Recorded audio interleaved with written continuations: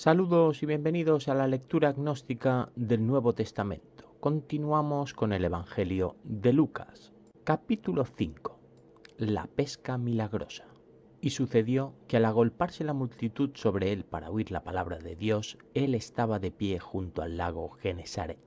Ahora sí nos encontramos en el mismo lugar según los tres evangelistas, aunque en momentos distintos según Lucas. Para este Jesús venía de Nazaret. Para los demás es aquí exactamente en Cafarnaúm donde empieza su evangelio. Vio dos barcas ancladas en el lago, pues los pescadores habían salido de ellas y lavaban las redes. Incluso aquí encontramos diferencias sutiles, como que para los anteriores estos estaban pescando cuando para Lucas ya han terminado su jornada laboral. Subiendo a una de las barcas, la cual era de Simón, le rogó que se alejara un poco de la orilla y sentado enseñaba a las multitudes desde la barca. Es posible que debamos tomarnos también las casualidades como algún tipo de milagro, porque ha resultado que uno de estos pescadores que se encuentra mientras pasea es justo aquel al que le curó la suegra en el capítulo anterior. Dos sucesos con el mismo personaje que para los anteriores evangelistas ocurren de un modo absolutamente inverso. Cuando cesó de hablar, dijo a Simón: «Boga hacia lo hondo y echad abajo vuestras redes para una captura». Esta intención de Jesús tampoco es descrita en ninguno de los dos evangelios anteriores. Pero respondiendo Simón dijo: «Maestro, después de bregar durante toda la noche, nada hemos pescado, pero en tu palabra echaré abajo la red». Pedro, cuyo oficio es pescador, no ha conseguido ni un solo pez a lo largo de toda la noche. Y cuando hicieron esto, encerraron una gran cantidad de peces y se rompían sus redes. De nuevo Lucas alardeando de esta superioridad fantástica en comparación con Mateo y Marcos. Para aquellos la escena es tan natural como ver pasar a un elegido de Dios que les dice: «Acompañadme», y lo dejan todo, y en cambio Lucas no deja pasar la oportunidad de inventarse un nuevo milagro. E hicieron señas a los compañeros en la otra barca para que vinieran a ayudarles, y fueron y llenaron ambas barcas hasta tal punto que se hundían. ¿Cuál es la versión errónea? ¿La que nos cuenta Lucas o la que nos cuentan los demás? Para mí es evidente. ¿Quién optaría por omitir un milagro así? ¿Quién podría olvidarlo? Al verlo, Simón Pedro se postró a los pies de Jesús y dijo: «Apártate de mí, Señor, que soy hombre pecador». Insisto en celebrar la gran capacidad de crear escenas prácticamente cinematográficas de Lucas. Su evangelio está siendo de largo el más bonito, porque a causa de la captura de los peces el asombro lo había dominado a él y a todos los que estaban con él. De esto no puede caber ninguna duda, que de presenciar un acto así todos quedarían tan asombrados que sería imposible olvidarlo jamás. E igualmente a Jacobo y a Juan, hijos de Zebedeo, los cuales eran socios de Simón.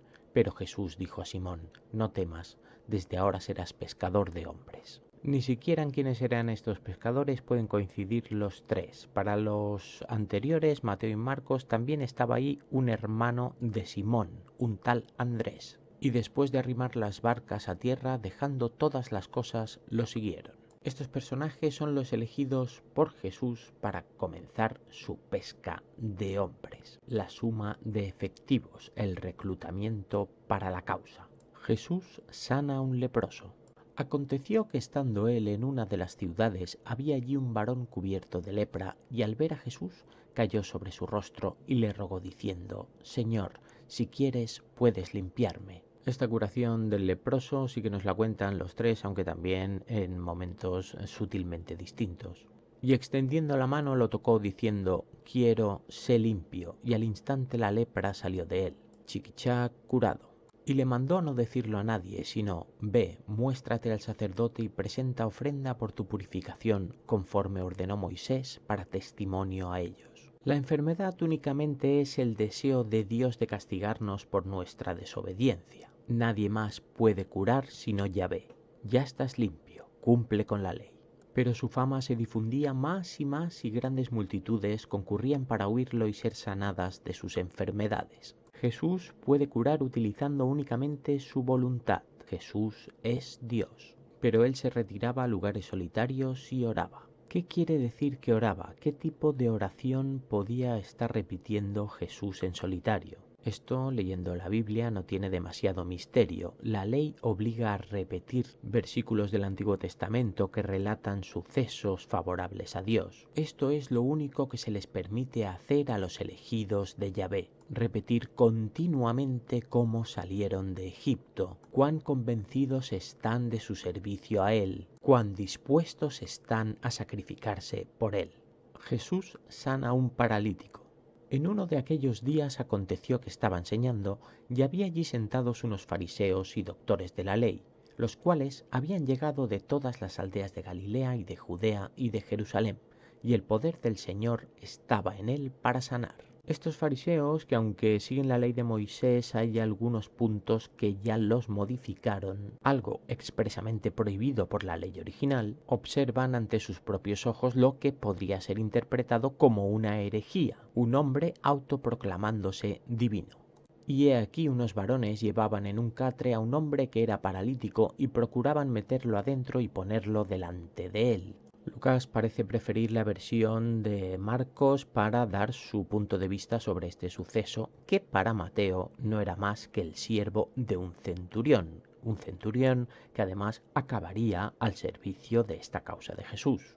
Pero no hallando cómo meterlo dentro a causa del gentío, subieron a la azotea y lo descolgaron con catre y todo a través de las losas hasta ponerlo en medio, delante de Jesús. Lucas, evidentemente amante de lo fantástico, prefiere esta entrada espectacular. Viendo la fe de ellos, dijo: «Hombre, tus pecados te son perdonados». Repito, toda enfermedad, sin excepción, es deseo expreso de Dios. Y los escribas y los fariseos comenzaron a razonar para sí: ¿quién es este que habla tales blasfemias? ¿Quién puede perdonar pecados sino solo Dios? Evidentemente esto es lo que ocurre, tal y como dijimos en algún versículo anterior, cuando aparecieron estos fariseos. Pero Jesús, conociendo sus pensamientos, tomando la palabra, les dijo: «¿Qué caviláis en vuestros corazones?». La escena realmente ya no sé dónde ocurre. En los anteriores era en casa de alguien, pero esto no puede ser así cuando aquí hay gente de todas partes y de toda condición. ¿Qué es más fácil? ¿Decir tus pecados te son perdonados o decir levántate y anda? Jesús, que siempre tiende a rechazar la demostración de su poder, ahora es él quien reta directamente a los críticos. ¿Qué queréis que haga? Pues para que sepáis que el Hijo del Hombre tiene potestad en la tierra para perdonar pecados, dijo al paralítico, a ti te digo, levántate, alza tu catre y vete a tu casa. Pues fijaos si soy poderoso que voy a optar por lo difícil. Y al instante, levantándose a la vista de ellos, tomó aquello en que yacía y se fue a su casa, glorificando a Dios. Y esto fue así, tal y como nos lo describen estos tres evangelistas. ¿Cómo? Como vosotros prefiráis, podéis elegir el evangelio que más os guste. Y el estupor sobrecogió a todos y glorificaban a Dios y se llenaron de temor, diciendo: hoy hemos visto cosas increíbles. Pues sí, literalmente reconozco que estamos leyendo cosas increíbles. Llamamiento de Leví. Después de estas cosas salió y observó a un publicano de nombre Leví sentado en el lugar de los impuestos y le dijo: sígueme. Un hombre que, aparte de su curioso nombre que denota ser levita, no es otro que el autor del primero de los evangelios, Mateo, según él mismo reconoce. ¿Por qué evitan entonces Marcos y Lucas identificarle? Y dejándolo todo se levantó y lo seguía. Un publicano, un funcionario público, un levita, un elegido expresamente para sacrificar su vida al servicio de Yahvé, hace lo que se espera de él. Y Leví le hizo un gran banquete en su casa, y había un gran número de publicanos y otros que estaban reclinados a la mesa con ellos. Un banquete que creo que descrito así la ley no permitiría. Y los fariseos y sus escribas murmuraban contra sus discípulos diciendo: ¿por qué coméis y bebéis con los publicanos y pecadores? Solo se le puede recriminar esto a alguien que pertenece a una casta superior, los que en el Antiguo Testamento podíamos identificar como Elohim, los divinos, no pueden mezclarse con los hombres. Respondiendo Jesús les dijo: los que están sanos no tienen necesidad de médico, sino los que están enfermos. El argumento de Jesús es que para sumar necesita buscar efectivos más allá de los fieles. Debe curar a los enfermos, les debe hacer cumplir la ley. No he venido a llamar a justos, sino a pecadores al arrepentimiento. No he venido a convencer a los convencidos, sino a sumar. La pregunta sobre el ayuno. Entonces ellos le dijeron: los discípulos de Juan ayunan frecuentemente y hacen oraciones, igualmente también los de los fariseos, pero los tuyos comen y beben. Parece que ya existían dos formas de interpretar la ley, la de los fariseos y la de los discípulos de Juan. Ahora se abre una tercera. A diferencia de las otras dos, los seguidores de Jesús comen y beben.